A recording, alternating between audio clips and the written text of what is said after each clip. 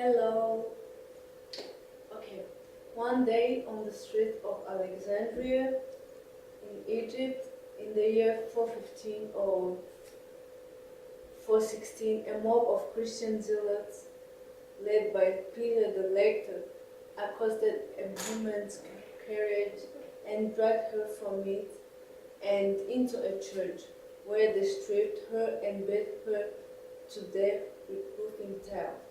They then tore her body apart and burned it. As you can see, that her bringing when they were bringing her to the church to kill her. Okay, who was this woman? Hypatia was one of the last great thinkers of ancient Alexandria and one of the first women to study and teach mathematics, astronomy, and philosophy. That's a picture of her. She was really good. When Hypatia was born in 370 AD, Alexandria, a city she was born in, was a cosmopolitan center where scholars from all the civilized countries gathered to exchange ideas. So that's Egypt and that's Alexandria where she was from and where she yeah. Hypatia's father, Theon, was a distinguished mathematician and astronomer at the Alexandrian Museum, which was an institution of higher learning, and so Hypatia grew up in an atmosphere of learning and exploration.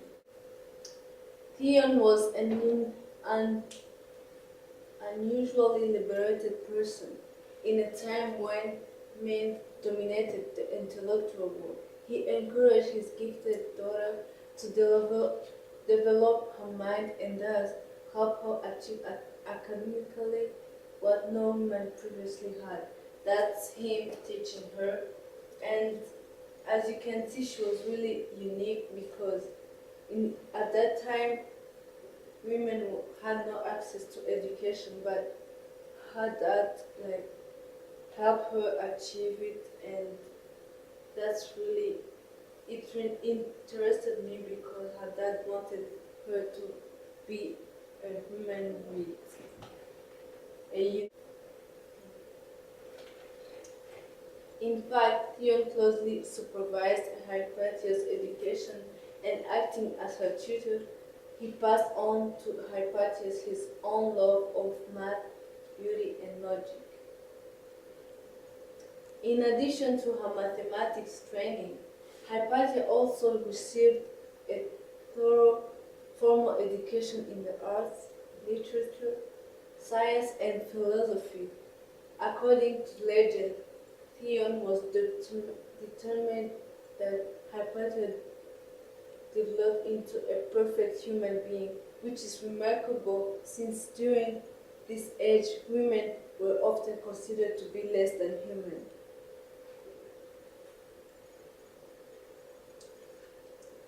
As part of his plan, Theon established a regimen of physically training for Hypatia to ensure that her body would be as healthy as her well-trained mind. The identity of her mother is a complete mystery, and Hypatia may have had a brother, Epiphanius, though he may have been only Theon's, Hypatia's father, favorite pupil. Hypatia was a mathematician and astronomer in her own right, writing commentaries of her own and teaching a succession of students from her home.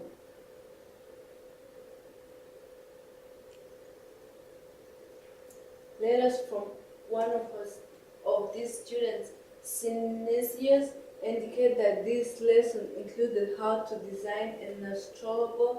It was a kind of portable astronomical calculator that would be used until the 19th century.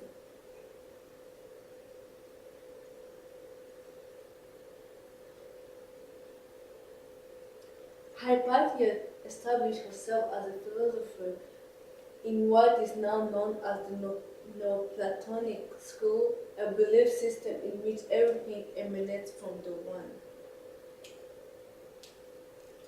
As head of the Platonic school at Alexandria, she, she also taught philosophy and astronomy.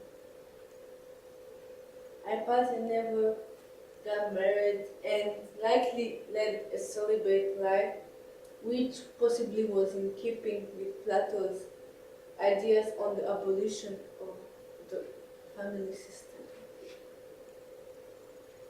It is said that she was exceedingly beautiful. As you can see, she was really beautiful for her time and fair of form. In speech, articulate and logical, in her actions, prudent and public spirited, and the rest of the city gave her suitable welcome and accorded her special respect. Almost alone, virtually the last academic, she stood for intellectual values, for rigorous mathematics, ascetic, Neoplatonism, the crucial role of the mind, and the voice of temperance and moderation in civic life. She may have been a victim of religious fanatics, but her practice remains an inspiration even in modern times.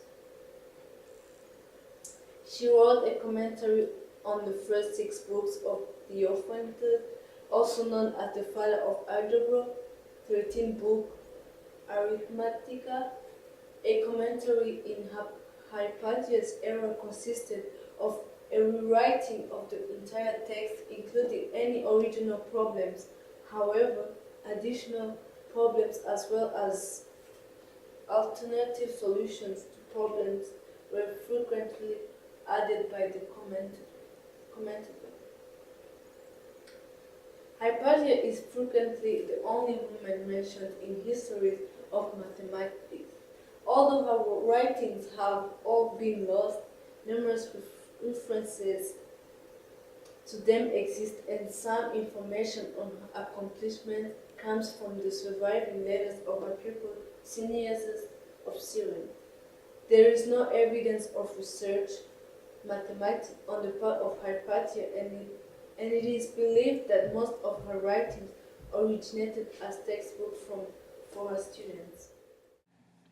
An algebraic solution to this problem, according to Diophantus, let there be x plus 10, 10 minus x, squares x squared plus 20x plus 100, x squared plus 100 minus 20x. Difference of squares, 40x equals 80, division, x equals 2, whence x plus 10 equals 12, 10 minus x equals 8.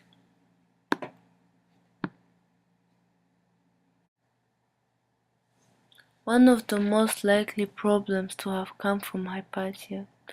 Solve the pair of simultaneous equations where a and b are known. X minus y equals a, x squared minus y squared equals x minus y plus b. Hypatia probably meant for this problem to be solved using the same method that was attributed to Diophantus in the preceding problem. Thus, the solution is: let there be x equals z plus 1 half a, y equals z minus 1 half a, squares z squared plus az plus 1/4 a squared,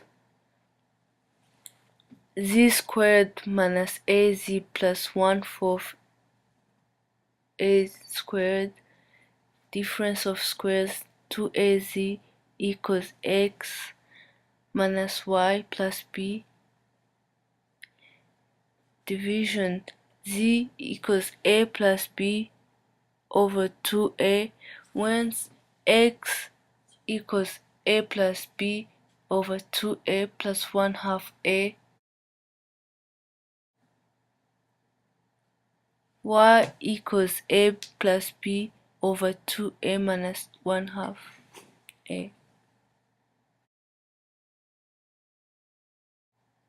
Though Hypatia gained respect and popularity through her intellectual accomplishment, she was still vulnerable to the religious war that was raging in Alexandria.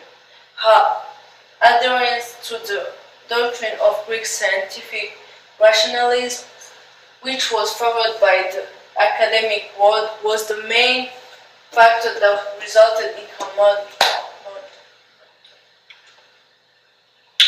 In conclusion, Hypatia was a renowned teacher who had a vast knowledge on a wide range of topics including mathematics, philosophy, and astronomy. Although her writings were mostly commentaries on the work of others, the math community owes Hypatia a great debt. It is through her commentaries that the work of great mathematicians such as Theophanes has survived. Regardless of the content of Hypatia's writings, the fact that they existed is sufficient to establish her as the first woman known to have written on mathematical subjects. Finally, thank you. Finally,